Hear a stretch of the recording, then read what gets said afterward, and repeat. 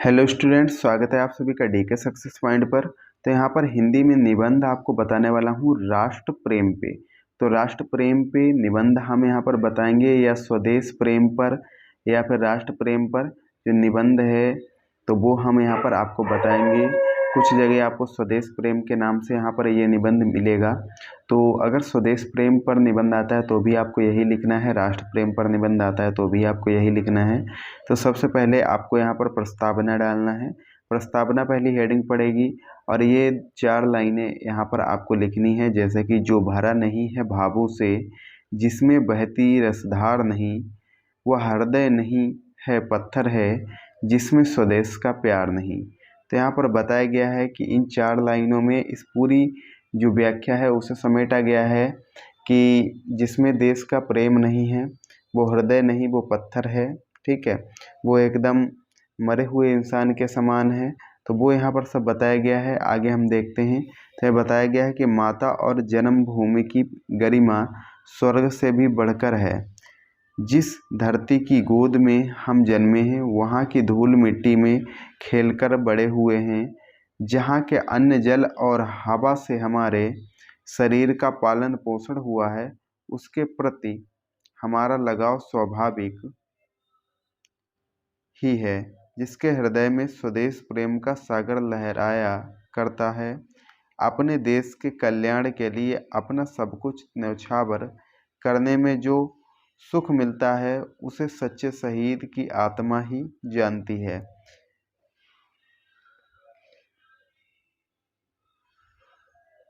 जिसमें देश प्रेम नहीं होता है और जो अपने क्षुद्र स्वार्थ की सिद्धि के लिए देश का बड़े से बड़ा अहित करने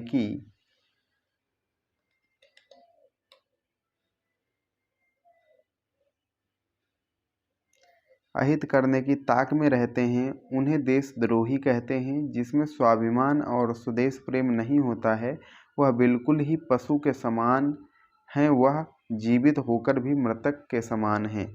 तो इस प्रकार से उन 4 लाइनों की यहाँ पर आपको व्याख्या लिख देनी है। दूसरी लाइन भी आपको यहाँ पर लिख देनी है। तो यहाँ पर लिखना है, उनको न निज गौरव तथा निज देश का स्वाभिमान है, वह नर नहीं नर पशु निरा है और मृतक समान है। तो आपको यहाँ पर ये 2 लाइनें लिखनी है कि जिन्हें निज गौरव तथा निज देश का अभिमान है, वह नर नहीं नर पशु निरा है और मृतक समान है। तो 2 लाइनें आपको यहाँ पर ये लिख देनी है। उसके बाद आपको यहाँ पर लिखना है जो नेक्स्ट हेडिंग है, स्वदेश प्रेम का तात्पर्य और उसकी उपयोगिता, अर्थात इसका अर्थ स्वदेश प्रेम का और इसकी उपयोगिता क्या है। तो वो आपको यहाँ पर लिखनी है, जैसे कि स्वदेश प्रेम से तात्पर्य देश के लिए केवल मर मिटना ही नहीं है, बल्कि अपनी सेवाओं द्वारा देश की आर्थिक, सामाजिक, सांस्कृतिक आदि विभिन्न पक्षों का भी विकास करना स्वदेश प्रेम का ही घोतक है। यदि हम आत्मनिर्भर होने के लिए जी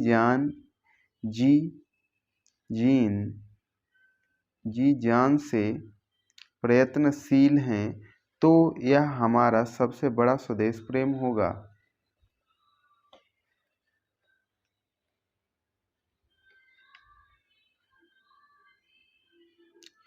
स्वदेश प्रेम होगा।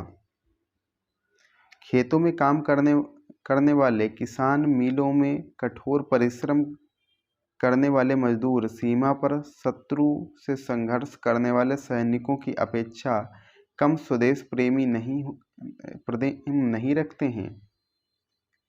हाँ, दोनों के कार्यक्षेत्र भिन्न भिन्न अवश्य हैं, किंतु सबका एक ही उद्देश्य है कि जो है कि हमारा देश आगे बढ़े, हम आत्मनिर्भर बने।